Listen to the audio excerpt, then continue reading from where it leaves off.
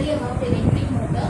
Electric motor is a device that converts electrical energy into mechanical energy, and this device is used in many of the devices, many of the appliances in our home, like electric fan, okay, and then electric refrigerator, in your mixer and all.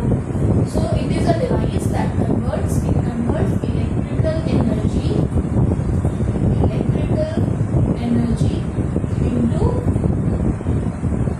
mechanical energy. Okay. So next we are going to study about its construction and working. So first discuss its construction.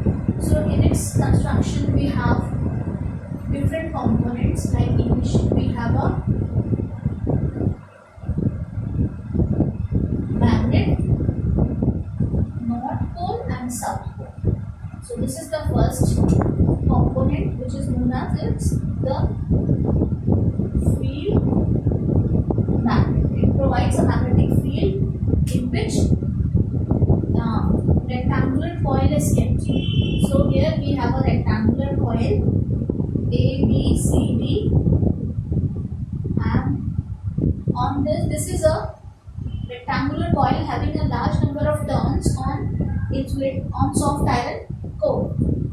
So,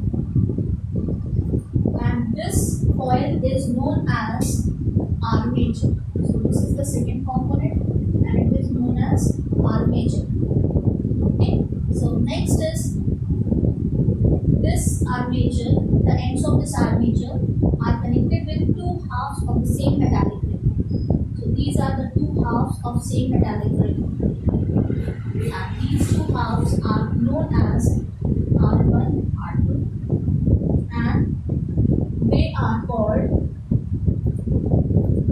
the split rings or commutator.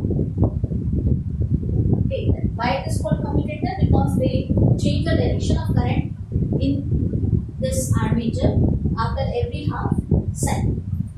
So, and next is this split rings are connected with two flexible metal rods, and these are known as brushes.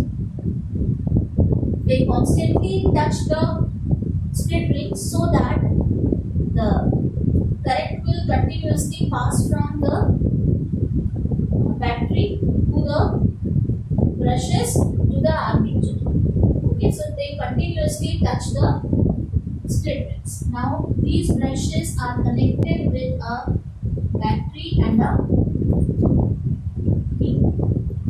Okay, so here the next part, that is a battery. So these are the components of electric motor. Field magnets, it provides a strong magnetic field in which an armature is kept. It is a rectangular coil having a large number of insulated copper wire wound on a soft iron core. Then we have split rings, and then we have brushes, and these brushes are connected with a battery. So this is the construction. Now let's talk about the principle on which this electric motor works. So next is the principle of electric motor.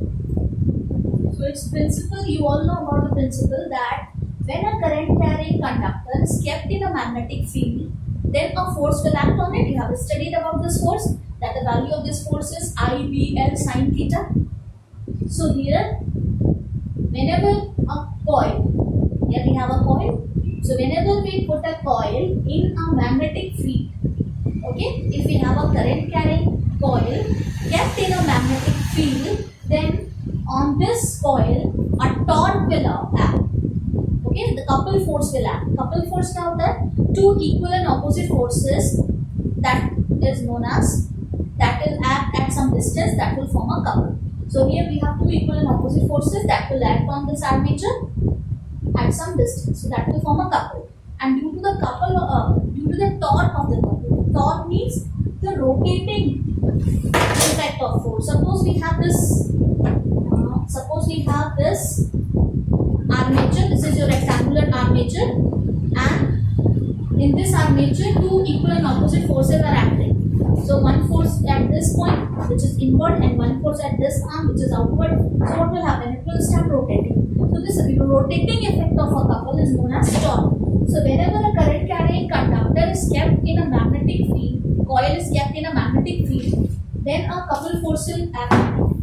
And due to the torque of the couple, the coil will start rotating. Okay, I'll explain you the working of this motor, then it will be more clear to you. So principle is, when a current carrying coil is kept in a magnetic field, then a couple force will act on it, and due to the torque of the couple, the coil will start rotating. Okay, now next talk about the working. So working of electric motor. So if we switch on the key, then the current will start flowing in this direction. So in arm AB, the current is upward, and in arm CD, the current is downward. Now the direction of magnetic field, what will be the direction of magnetic field? The direction of magnetic field is from north pole to south pole. So the direction of magnetic field is towards this side, towards east, and the direction of current in AB, that is in upward direction. Okay, so current will be in upward direction, magnetic field is towards east. So what will be the force on this arm AB? So to find it, what rule we will use? We will use Fleming's left hand. So according to this rule, we will stretch our thumb, forefinger and middle finger mutually perpendicular to each other. Okay, then this our forefinger represents the magnetic field, the direction of magnetic field. The middle finger will point towards the direction of current. Then the thumb will give you the force. So force on arm AB will be in perpendicularly inward direction, perpendicularly inward to the plane of this pole. So the direction of force on B will be inward. Now the direction of force on CD, let's find out this. So at CD, the direction of magnetic field is same towards east, but the direction of current is now downward. Okay, so when we apply Fleming's left hand rule here, then direction of current is downward, direction of magnetic field is towards east, so the direction of force is perpendicularly outward. So here the force will act perpendicularly outward, and these two forces are equal and opposite and act at two different points. So they will start rotating the coil. The coil will rotate in the clockwise direction. Okay, so after half rotation, what happens? After half rotation, the position of AB and CD arm, that will interchange. Now CD will move towards this side and AB will move towards that side. Okay, so the direction of current in CD is now upward and the direction of current in AB is now downward. Okay, so after half rotation, the direction of current in each arm of the armature, that will change. By and which changes it? Split rings. Due to the split ring, the direction will change. That's why it is called as commutator. Now what about these two arms A, BC and C, BA? In these arms, the current is in towards east, magnetic field is also towards east, so both are in the same direction. So the sine theta will be 0 and sine theta will be 0.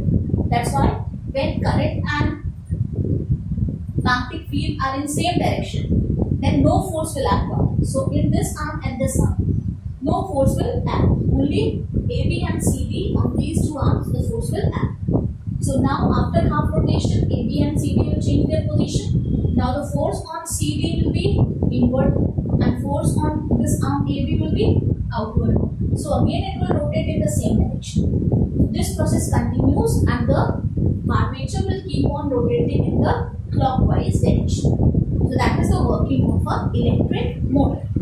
Now the next thing is on which factor the speed of rotation of the coil will depend. So next we'll discuss the factors on which the speed of rotation depends. Okay. So next term is factors on which